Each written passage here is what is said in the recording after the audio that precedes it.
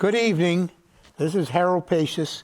We're on the air with another edition of Pachios on the News. We're doing this via Zoom, and we have a very interesting guest tonight, Professor Mark Brewer, Chairman of the Political Science Department at the University of Maine. Good evening, Mark. Good evening. Thank you for having me. I'm having a little difficulty hearing Mark, but Mark, can you hear me now? I can hear you just fine. Okay, I think they need to turn the volume up here. I hear you just barely through my earpiece. But in any event, let's proceed. I want to just tell the folks a little bit about you, and then maybe you can fill in what I leave off. But Mark got his PhD at Syracuse University in political science, and he's been teaching at the University of Maine for many years. He is well known around the country. He is an expert on populism. In fact, I'll tell you his specialty at the University of Maine includes his research interests focus generally on political behavior with specific research areas including partisanship and electoral behavior at the mass and elite levels. I wanted Mark to come on the show because that's a very topical issue, political behavior and populism. He is also an expert on the interactions that exist between religion and politics in the United States. So I think his specialty is particularly current in today's political atmosphere. And I thought of Mark because about 4 years ago, I was reading a story in the Atlantic magazine, a very influential national magazine, on Huey Long, the famous Democrat and populist from Louisiana. And in the exploration of Long in this, and what motivated him and why he was politically successful, were many quotes from a professor at the University of Maine, our University of Maine, Mark Brewer. And I said, wow, here's this issue that is so important, and here's history that's so important, that gives us context for things. And apparently, the national expert lives in my state. So I said, I've got to get in touch with this guy. So, Mark, am I right so far? What happened? Yeah, I think that's right so far. I would not say I'm the national expert on Huey Long. I know a fair amount about him, and I'm sure there's plenty of people out there that know more than I do. Yeah, well, I think you're the national expert. You are a national expert. Let me put it this way. You are our national expert. Here that might be more accurate. Yeah, you're local. You're local.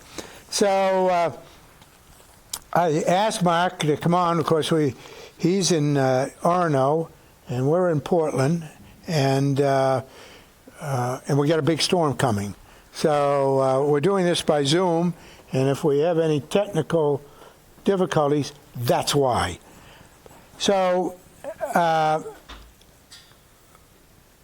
the Huey Long, I'll begin by saying, Mark, that Huey Long, the article about Huey Long was grounded on what would happen if a left-wing politician became president using Trump-like messages and disregarding, as Huey Long did, as Donald Trump does, political convention, which is one of the things that makes them popular.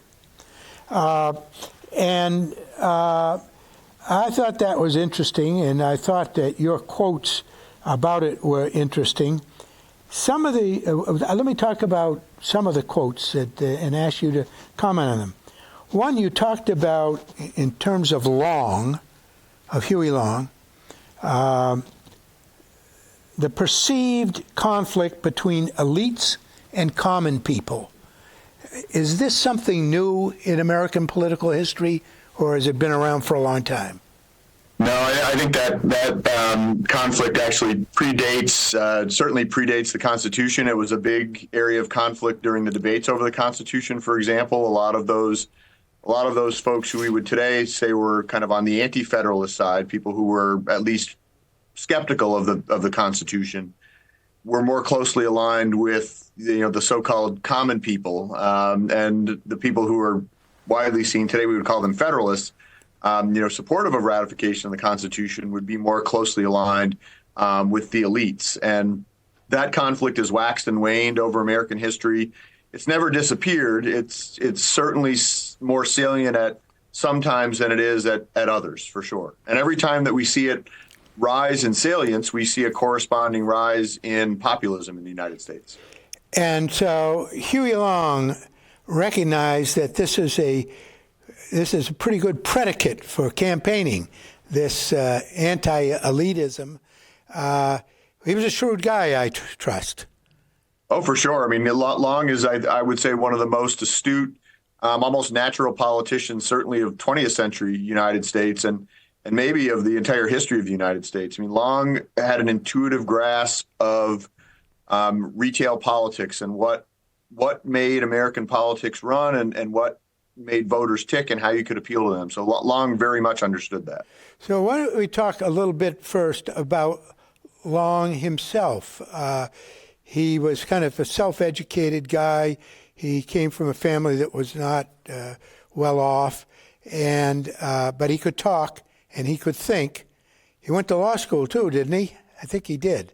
He actually went to law school, but he had to do a lot of prep work before he could get in. Right? He had to do a lot of kind of seeking out mentors, people who were already practicing law, so that he could get up to speed to at least attend and be successful. But yeah, he was definitely a smart guy, and what he was able to accomplish coming from where he did at that time period was pretty impressive. Yeah, Long was got himself elected commissioner of utilities, or railroad commissioner or something, and then used that as a springboard to the governorship of Louisiana. And describe his political approach and how he became so popular. And in fact, talk to us a little bit about the level of his popularity.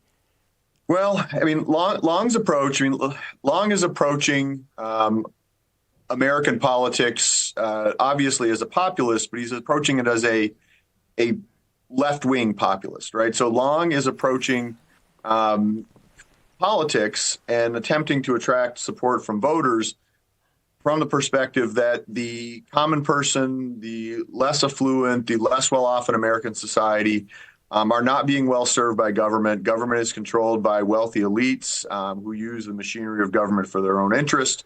And that Long, and by all accounts that we have, this seems to be a genuine belief on the part of Long. Long believed that was not fair. And so Long's approach is to appeal to voters, particularly less affluent, less well-off, less educated voters, by saying, if you support me, if you elect me, I will use the power of government to make your lives better, to actually serve you instead of serving the wealthy. And that message is always going to have a certain amount of popularity. And keeping in mind that the period of time in which Long is making this message is stock market crash, Great Depression, America, there's a huge market for that kind of message. And he's in pre-civil rights Louisiana. The South is incredibly poor at that point in time. There's a huge market out there in Louisiana and then eventually nationally for Long's approach, and it proved to be wildly popular, especially as he got positions of power. He actually delivered. He delivered real tangible benefits for his core constituency, and that propelled him. His rise, as you mentioned, from a relatively low-level office to governor and then eventually senator, United States senator from Louisiana, is incredibly rapid.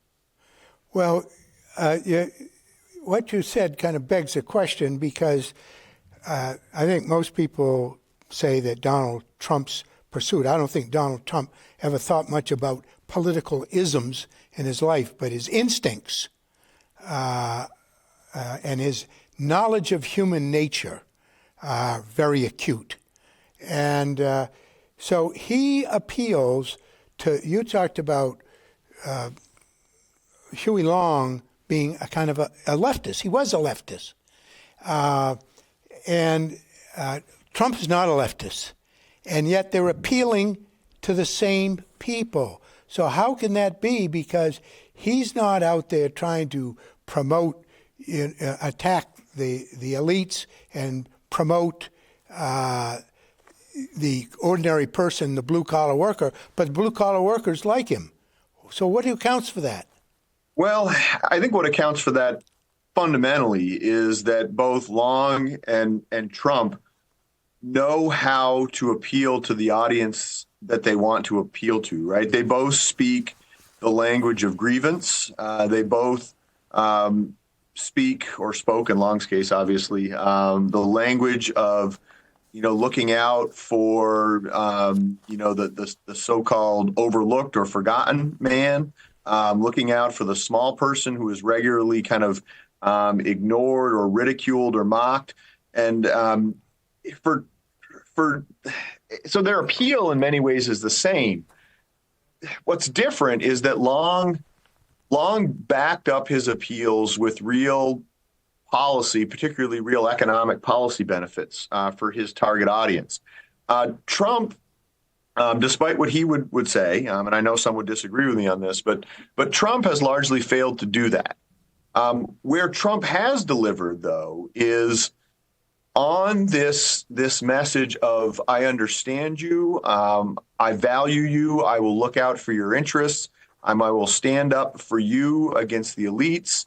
And in some instances, at least some of the policy positions Trump is most adamant about, for example, immigration and closing the southern border, he at least tries to pitch to this core audience as an economic benefit for them. This is by cramping down on the immigration coming in here, it's going to improve your economic situation. It's going to improve your economic situation in two ways. It's going to help your job market prospects, but it's also going to prevent your tax dollars, which you work very hard for, from going to provide benefits to undocumented entrants or people who are illegitimately allowed to come into the United States, to give them benefits they don't deserve. And that's just one example, but Trump, even though he's not providing, for example, tax cuts that benefit the less affluent Americans, right? The tax cuts that were passed during Trump's first term in office, or only term thus far, did not benefit the lower class. But he's making the argument that he's giving policy benefits in other ways. But really, for me, for Trump, in my opinion, Trump's biggest appeal is this idea that he understands and will stand up for this group of average working class, largely white Americans who've been ignored and disrespected by the elites in both parties for decades. So is it fair to say, just summarizing what you just said, that Huey Long in the 1930s was kind of an economics populist? It was all about economics and people lifting people up by the bootstraps, and whereas Trump is kind of into social issues that are of interest to this group of people. He's a social populist. I think that's fair as far as it goes, but I do think it's important to keep in mind that what we would label today as social or cultural issues, in many ways, were not necessarily on the agenda, on the political agenda during Long's period. Some were. I mean, immigration, by the time Long came onto the national scene, immigration had been largely settled in terms of a closing off of the immigration spigot, which we wouldn't open up again until the 1960s. But race obviously was an issue then and now, and there are plenty of people who say race is a cultural issue. But the big cultural or social issues of our day, abortion, transgender identity, those were simply just not on the political agenda during Huey Long's time. But with that being said, I think your characterization is accurate. For Long, the populist appeal was primarily economic. For Trump, it's primarily cultural, but having to do with cultural elements of identity and also respect or lack thereof. Yeah. Another point that you made, I think, in the Atlantic piece was that Long benefited and promoted and provoked this sense of economic unfairness. I'm being treated unfairly. Things would be better if things were fairer. You think that is accurate summary of what your views are? I think that's an accurate view of Long's kind of central message, but I also think that you can apply that to Trump as well, just without maybe the economic focus, right? Yeah. I mean, one of and you go and look at Trump's rhetoric, since he, came down the escalator at Trump Tower in 2015 and declared his presidency, one of the most common themes of the last 9 years of Donald Trump seemingly dominating American public dialogue and civic life is Trump saying to his supporters and people that he would like to support him, you've been treated very unfairly. The elites have consistently treated you unfairly for years. I recognize that. And if you put me in office, I will end this unfair treatment that you've suffered for far too long. And that message is a powerful one to Trump's supporters. It's part of why Trump's base of support is about as rock solid as a politician's base of support could be. All right. Another point, I agree with that. Another point you made is that Huey Long benefited from the distrust of central authority, distrust of the government. And this was at the beginning of he came to power early in the Depression, and there was this distrust of the federal government. What about me? They left us behind. And so he exploited that, didn't he? He certainly did, and I think that's he did it first at the state level in Louisiana, and then in his activities after he got to the United States Senate and was getting out there further on the national stage. He was trying to do the same thing at the national level when he was assassinated. His efforts were obviously cut off on that, but I think that message of trying to take advantage of lack of trust in the powers that be, mostly at the federal level, but it could also be at the state level too, it's a message, it's a theme that we see consistently in the various episodes of populism that have existed and erupted throughout American history, whether we're talking about Long, or we're talking about Trump, or we're talking about Andrew Jackson, or we're talking about George Wallace. That's one of the themes that is shared among all kind of populist outbreaks that we've seen throughout American history. This distrust of centralized authority. Yeah, absolutely. Yeah. Another plank on which the success of Huey Long rested, it was pointed out in the article where you were quoted, is the desire by this demographic group to maintain a previously existing arrangement that is currently under threat, in a lot of cases gone already. What do you mean by that? Well, I mean, I think, and this again plays into not only Trump, but it plays into really all of the populist episodes that we've seen out of the course of American history. Is that one of the crucial audiences for populist movements in the U.S. and really worldwide, for that matter, is a segment of the population that views itself as being shortchanged, as being overlooked, as not doing particularly well at the present time as a result of these powers that be, but also looking back with a certain amount of nostalgia for a past that was undoubtedly better for them, right? And if we could just go back to the previous arrangements, hang on to what little bit of that we have left, not only would my situation be better, but the situation for society at large would be better. There's this great book, and it's now, oh my goodness, it was published, I want to say late 60s, early 70s. So that makes it 50 plus years old, by a historian by the name of Robert Wiebe, and the book was called The Search for Order. And Wiebe is looking at the period, in the United States from, the late 19th into the first couple of decades of the 20th century, and all of the various episodes of social and political unrest during that period of time. And I'll have to paraphrase, because I don't have the book in front of me, but one of the points that Wiebe argues in that book, and I first read this when I was a graduate student, I've reread this book probably 5 or 6 times over the last 30 plus years. But one of the central arguments that Wiebe makes in there is that those Americans who provide the energy for the various populist movements that he documents during the period he examines are groups of Americans who want to go back to a previous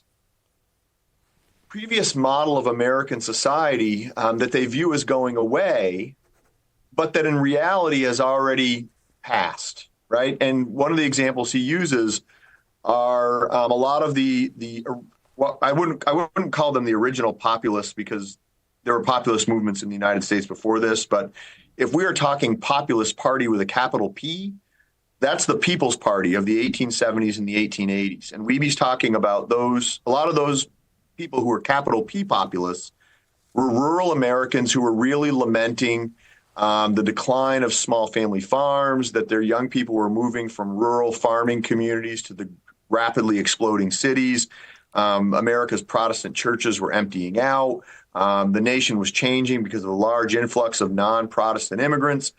And Wiebe says these Americans very much they supported the People's Party, at least in part, because they wanted to return to small town rural agrarian life.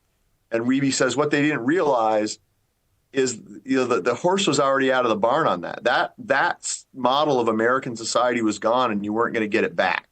And I think that's the case with a lot of populist movements in the United States, including some supporters of Trump. They want a period of American society back that I don't know that you could get back, even if you thought it was desirable to do so, which of course is a normative question, and I wouldn't touch that with a 10-foot pole. I try hard. I think I'm kind of a moderate when it comes to politics, somewhere in the middle. But I do try hard to understand people, and I ask a lot of people. I ask friends of mine who I would define as Trumpists, people that I know, and I hear the word restoration a lot. And then when I hear them say restoration, I think, geez, the world is changing. In every era, citizens are confronted with change, enormous change. And so the world is changing, and now because of the difference in communications and so forth, it's changing rapidly, very quickly. And it's scary. So this nostalgia for other times, for other kind of regular times in their mind, and restoration seems to be a common theme among these people. And you're now saying it's a common theme in every era of populism. Absolutely. I mean, to go back and I mean, you can pick out 5 or 6 periods of American history where, again, populism is always there to a certain level, but at least 5 or 6 distinct periods where populism kind of rapidly expanded in terms of its appeal and its presence in American society and American politics. And I don't care which era you pick, you will find that theme of a large number of the people supporting the populist movement of that particular period fervently desiring a return to what they see as a much better previous societal arrangement and or economic arrangement. And that's true of That can be true of George Wallace's supporters in the 1960s. It can be true of William Jennings Bryan's supporters in the 1880s and 90s. It can be true of Andrew Jackson's supporters in the 1820s. And it certainly can be true of Trump's supporters in the period that we're in currently. Mark, you said you have a quote in the Atlantic piece, which I think is precisely describes what you're saying. You say that the populist voters have felt in the areas, we were talking about Huey Long in this article, they have felt a sense of loss of control about what was going on in their society.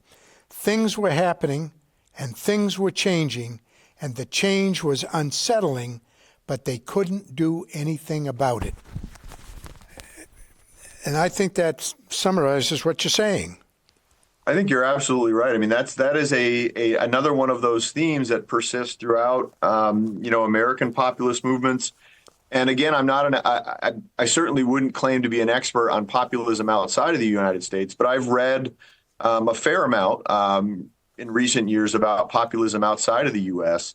And it seems to be not only a universal theme within American populism, but populism more globally. This idea or this belief that things are rapidly changing, spiraling out of the control of individuals, that the change is not beneficial to them and it's not beneficial to society, but that they're powerless to stop it. And what happens in the case of a leader who rises to power in this kind of period of time with a populist message is they are able to say to these individuals, you may not be able to control this, but if you put me in power, I will be able to control this. I will be able to make this situation better for you. And Trump fits that almost perfectly. You can see myriad examples of Trump telling his supporters, I understand what you're saying. I understand where you're coming from, and I can fix this, right? I mean, his most famous quote on that line is the I alone can fix it quote, right? I mean, that perfectly sums up the kind of appeal that a populist leader in that period can make, and we can understand why that can be so appealing. Yeah, I mean, I think what's important about the discussion you and I are having is that this is a thread through history, not just American history, but we're talking about American history now. This is a thread throughout history. We've had it before, we have it now, we'll have it again.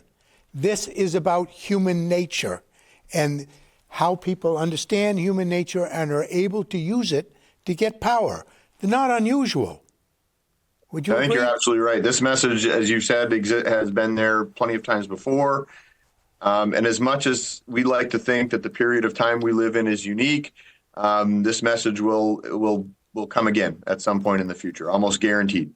Well, here's we want to talk about other populists, but here's something that I read that makes a lot of sense to me, to exploit it, to get these people with these feelings that you have described, to get them on board and to get them worked up. Long, particularly, and I think Trump too, had the same gift of attention getting. Long was a big attention getter, wasn't he? He would do all kinds of things to draw attention to himself, right? Yeah, absolutely. I mean, the way that Long did that and the way that Trump often does that is to be disruptive, to flout convention, to be willing to do and say things that other people aren't willing to do or say, but not to be ashamed of them, but to be proud of them and to say, and to use that as part of your appeal. Well, other people won't tell you this. Other people won't do this. I will do this. And I've heard them crucial. say that. I've heard people on television say, I like it because what he's saying this for me. I won't get attention, but he's saying this for me, and he's not afraid to say it. And so that's this attention-getting thing that Long had in spades.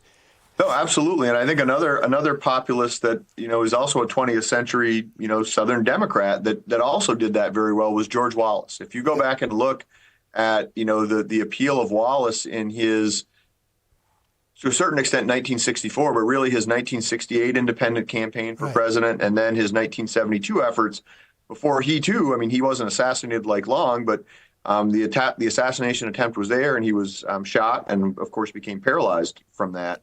Wallace would do or say things that the average politician or public official of the day would not say, and he would seem to glory in that. There's lots of video out there of Wallace going on a speaking tour of college campuses and just inciting, the students, and they'd heckle, they'd boo, and he would just build off of that.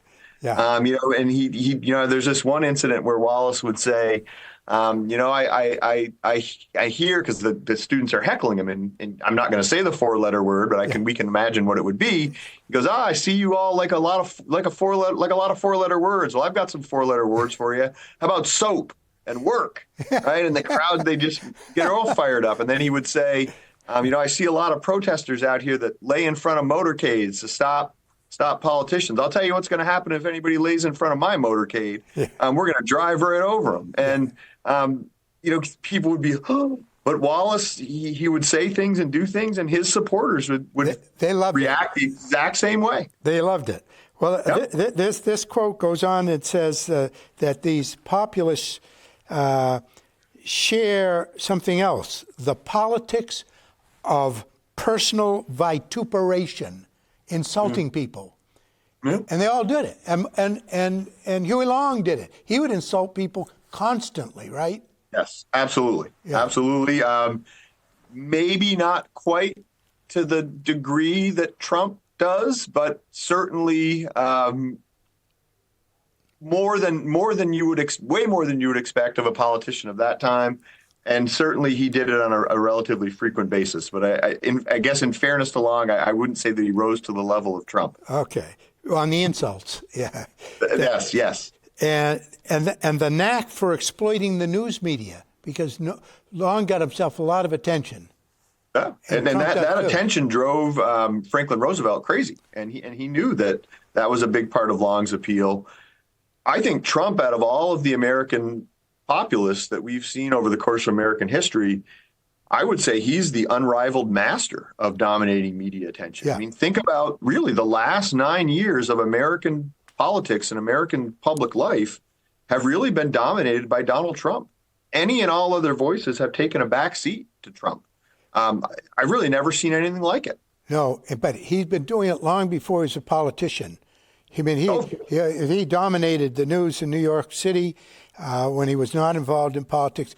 A friend of mine was the editor of the New York Daily News, retired to Maine now, lives in Camden. And he told me that when he was the editor of the Daily News, this is back, 25 years ago, Trump would call him up on the phone all the time to give him some news about some gossip about somebody, or to tell him what he was doing so they get some, and urging him to find get a reporter to write about them, get him to call me up. He worked it all the time. Very successful. Absolutely. I mean, I grew up in rural upstate New York in the 1980s, but I'm a big Yankees fan, and my dad would regularly bring home. This was back when you still read print newspapers. He would bring home copies of the New York Daily News and the New York Post. Yeah. And so I would read those after he got home from work, mostly for the Yankees news. But Trump was all over those tabloids. Yeah. He was on the cover. He's on the inside. Yeah. He dominated as an 80s and early 90s New York City real estate developer long before he got into entertainment, and certainly long before he got into politics. And the last part of this quote about this thread that we see in almost all populist politicians who have been successful in exploiting populism is a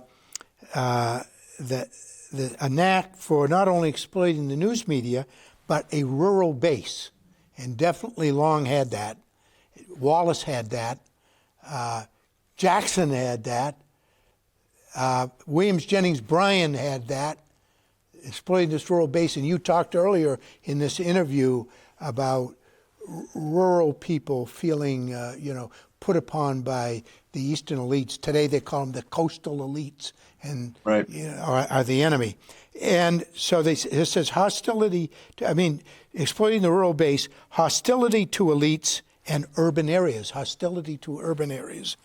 And the message of resistance to powerful interests these interests are said to be disrespecting and threatening the common man. I think that kind of sums it up. Yeah, no, it's if you look at, you mentioned earlier, the importance of change, right? And in these, and the feeling that change is moving way too fast and it's out of the control of a lot of people.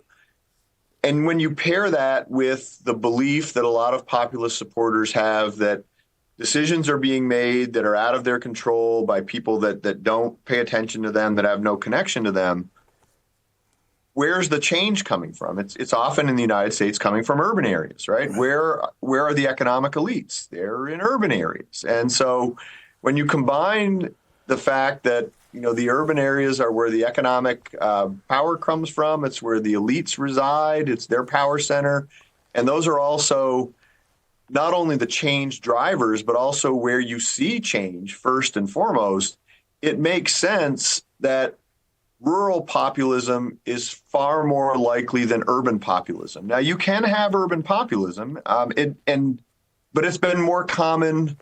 That model of populism has been more common outside of the U.S. than inside of the U.S. Some people argue that has to do with tensions surrounding race, that when people have tried to build an urban populist movement, that racial tensions have gotten in the way of that. I think there's something to that argument, but it doesn't mean you can't have urban populism. It's just within the United States, the rural-based populism has been the norm. Yeah. Well, let's talk a little bit about other populists and other populist movements in the United States. Yeah, and I think this is important. I wanted to have you on the program and talk about this, again, to remind people, put things in a historical context. This has happened before, and so we can learn about it. History is instructive, obviously. We want to know how this ends ultimately. History will help us understand where it ends. But you would start with Jackson, I guess. I would start with Jackson if you wanted to. If push were to came to shove, and you wanted to start with kind of the Federalist, anti-Federalist debates over the ratification of the Constitution, okay. I would start. Yeah. I might be compelled to start there. Except that, let me interrupt you, Mark, on one thing. But they were elites. All of those people on both sides, all the politicians, yes. Federalists, anti-Federalists, they were the only college-educated people in America. All but George Washington. George Washington was not educated in a university. But most of the others on both sides were. Yes, that's the one reason why I would probably shy away from that. Although if you looked at kind of the anti-constitutional movements in a state like Rhode Island, those people were the people in control of Rhode Island were not the elites. They were the commoners, and that drove elites like Madison crazy. And it's part of the reason why Rhode Island is the only state not to send a delegation to the Constitutional Convention. They wanted nothing to do with it. But you are right that both anti-Federalists and Federalist leaders were all elites. Right. Yeah. So Jackson, I think it really is the more appropriate place to start. Jackson. Before you get to Jackson, before we go through some of these people that, exploited populism in the United States, is there one more thing I wanted to ask you about that may be common? Is I went up to Lincoln, Maine during the 2020 election to visit friends. And I talked to a lady there that I knew through Democratic politics, who had been a senior person among the Democrats. And I said, I see nothing but Trump signs here, Trump banners, Trump flags. It's overwhelming. And I said, don't you ever get any Democratic signs out on these lawns? And she laughed. She said, look, the lady next door, who's a good friend of mine, I went to give her a sign. And she said, I can't do it. Why not? My friend asked. She said, the church. Huh? So where does religion fit in this thread of populism? Well, I think that's a good question. And it definitely been an important element of most of the American populist movements we've seen. Maybe a little bit less so in the Jacksonian example. But if you were to jump forward to 1850s populism that we saw with the American, more popularly known as the Know Nothing Party, one of the two central tenets of the Know Nothing Party was anti-Catholicism, right? So, and that also played a big role in William Jennings Bryan, right? I mean, Jennings Bryan was what we would today label a white evangelical Protestant, and he was very much concerned about the influx of mostly Catholic, but to a lesser extent, Jewish immigrants in the late 19th century. So religion plays a role in those two movements. Religion plays a huge role in Wallace, right? Wallace got the seed money for his presidential campaigns, by speaking in front of overwhelmingly white evangelical Protestant audiences. And this is 1960s South, right? So there was overwhelmingly white evangelicals in his audience, but they would pass the hat like a religious revival. And that's how he got the seed money to spread his message outside of the South. And when you got outside of the South, Wallace would then be speaking largely to white ethnic Catholics, many Union members. So religion plays a role there. And then for Trump, obviously, the white evangelicals are a huge part of Trump's base of support. Religion maybe was less important for someone like Long, and maybe less important certainly for someone like Jackson. But religion usually, not always, but religion usually is an element in American populism when it rises. I don't think Donald Trump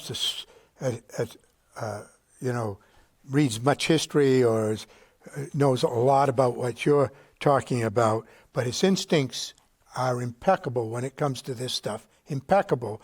So you talk just what you just said about religion and evangelicals and so forth. I thought to myself, and here just in the last 2 weeks, he said that the Bible is his favorite book. He has several in his house. He reads many of them. Every day he reads something in the Bible, and on and on and on about his deep interest in the Bible. Because he doesn't go to church like the evangelicals, and there's no history of that, but he's on to this too. He knows. People say to me, how can he be saying that? He knows that people won't believe him about his biblical studies and his interest. He knows that. And here he is publishing a Bible and selling it for $59.95 all over the country. He knows that's absurd. People think that's ridiculous. And you would say, well, Harold might think it's absurd or ridiculous, but those people he's talking to like it. Absolutely, and they do not think that it's absurd. They do not.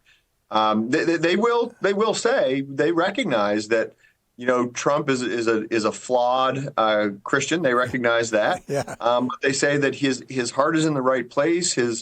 What he supports, what's important. He supports what they support, and he's willing to fight for it. And to Trump's credit, he can point to a number of policy victories. He may not be able to point to policy victories for the economic have-nots, but he can certainly point to policy victories for evangelical Protestants, right? If you spent the last 40 years of American politics moving for the overturning of Roe, well, who delivered the overturning of Roe? It's Donald Trump's Supreme Court that delivered the overturning of Roe. Now, that may come back to bite Trump among some voters this time, but among his base, that's a huge achievement. For many white evangelicals, that was the holy grail of American politics for decades. So let me ask you this. So the other thing is I've seen quotes. I've seen people on TV saying it, Trumpists. God gave us Donald Trump. Now, were there people around in the mid 19th century saying God gave us William Jennings Bryan? Not that I'm aware of. I have not seen anything like that in historical record. Yeah. But there's a lot of that now. There's no doubt that William Jennings Bryan had a huge huge appeal among, kind of the same audience that Trump does, right? And that there's also no doubt that Jennings Bryan wove in biblical material and religious rhetoric into his speeches, right? I mean, you listen to his most famous speech ever, the famous Cross of Gold speech, which you can listen to recordings of it. It's not the original recording because the technology wasn't there when Jennings Bryan first delivered it, but later in life, he traveled the country reenacting it, and then people were able to record it. There's clearly religious overtones throughout that speech, but I am not aware of a lot of Jennings Bryan supporters making the claim that Bryan was put here by God for a special purpose. It could exist, and I may have missed it, but I have not seen it. It's happening a lot in this day and age. But anyway, so that is true. Just to go through some of these other popular. So, Jackson, you talked about Bryan. You talked about the know-nothings, the anti-Catholics, and they had a huge appeal in their day. I mean, it was a brief period in the sun, but there was a point in the 1850s where know-nothings were electing people to state legislatures. They were electing governors. They were electing members of Congress, House only at the time, of course. The Senate was not elected by the people, but their rise was as quick as their fall. But for the brief period of time they were in existence, they were influential, and their appeal was based in large part on a populist appeal for a society that was rapidly going away. Now there are there's some people that rose to great power, but non-political power as a result of populism. We're talking about politicians, and most of the people who exploit this populist sentiment are politicians, and they exploit it for power, personal power. And there's no doubt Huey Long was looking for personal power. You agree with that? I would agree with that. And I think, to be fair, I think most politicians are looking, at least to a certain extent, for personal power because they need personal power to accomplish what they want to accomplish. So I think all politicians are after that. Even the ones that don't want to accomplish anything are looking for personal power. That's true. Some so they can accomplish something, and some because they enjoy personal power. And I won't say anything more about that. But Father Coughlin, the Catholic priest who was on the radio, he exploited the power of radio in the 1930s. And maybe it was the early 40s, too. By the time we got to the early 40s, his appeal was on the wane, and then the Catholic Church did take him off the air as his anti-Semitism rose and conflict with Nazi Germany also came on the scene. But during Coughlin's height, which was the early to mid 1930s, he had 30 million listeners a week to his radio programs. I mean, that's staggering. 30 million people a week listened to Coughlin on the radio. They had to hire over 10, I believe it was, clerks just to answer the mail that he received. He was receiving more mail than FDR at his height. And his message was what? What was his message? His message was one of economic populism, for sure. He regularly talked about redistributing wealth, maybe not to the degree that Long did, although he was an avid Long supporter. He talked about shifting to the silver standard off the gold standard. He also had what we would label today, although he didn't label it this, an America First anti-immigrant message. He was an isolationist. He certainly did not believe in America getting involved in world affairs. And even though he adamantly claimed that this was not true, I think it's clearly the case that Coughlin was an anti-Semite, right? If you look at the rhetoric that he regularly used, the individuals that he admired, he actually, spoke very highly of Goebbels at one point. He was clearly an anti-Semite, and that was a crucial element of his message. And he had 30 million listeners every week. Every week, and at that before, they eventually changed course and took him off the air, but he was syndicated by both NBC and CBS radio networks at one point. So when you were talking, thinking about what you said, America First, well, we hear that now. I mean, that's part of Trump's appeal. Okay, so that's something in common there. America First. Anti-immigrant, We're hearing that today. Isolationism, beginning to hear that now. Right. So you say that Father Coughlin talked a lot about those things. They're being talked a lot about now.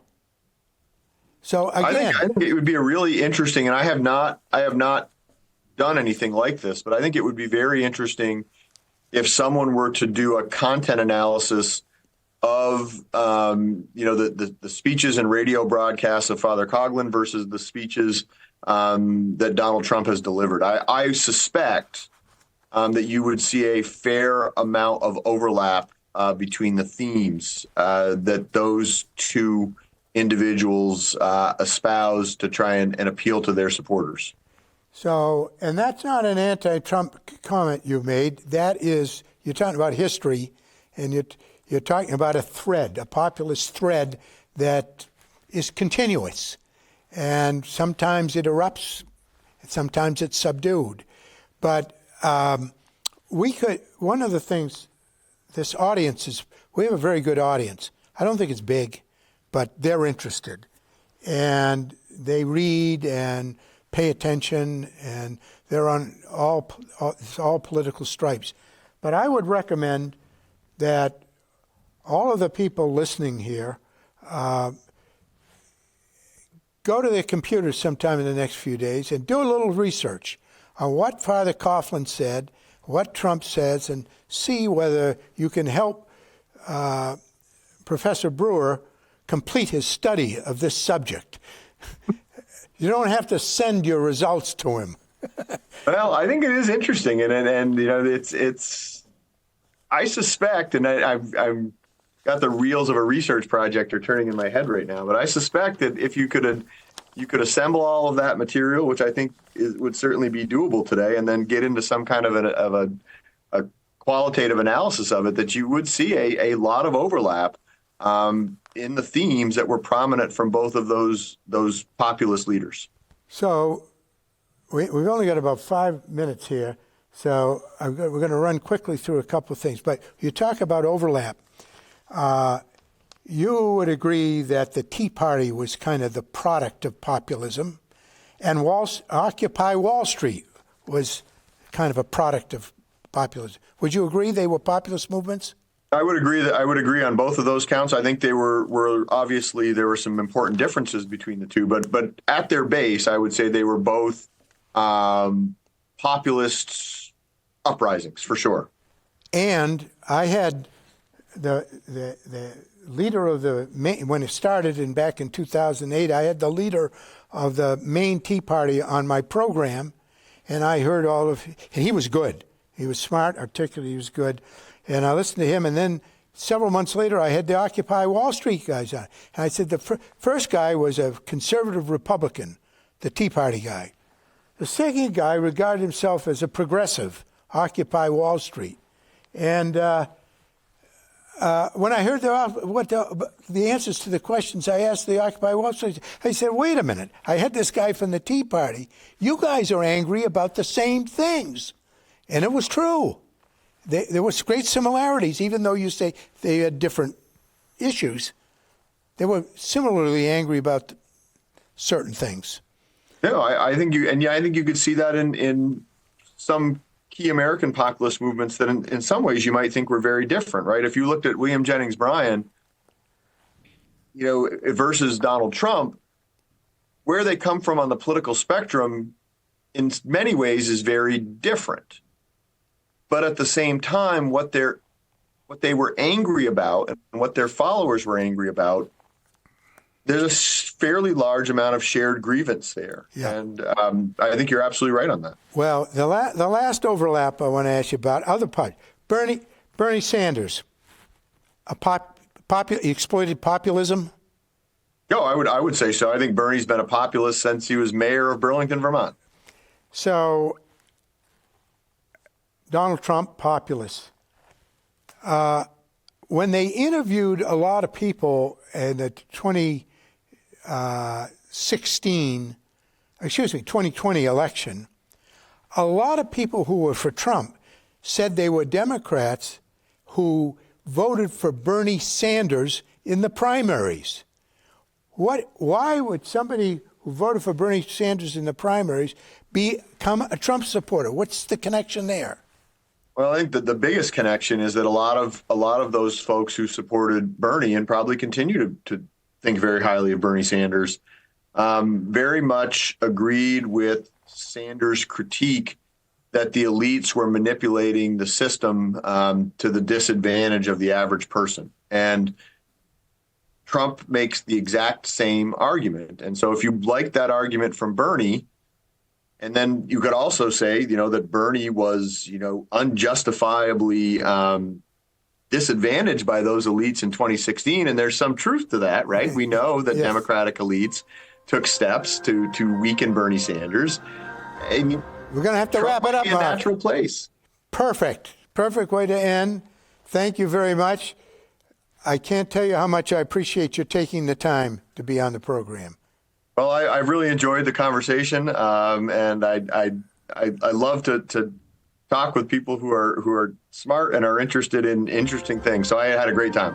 Thank you very much. I'm going to call you on the phone. Wait, now, All right. now we can talk. We can talk between ourselves because they got the music on here, but.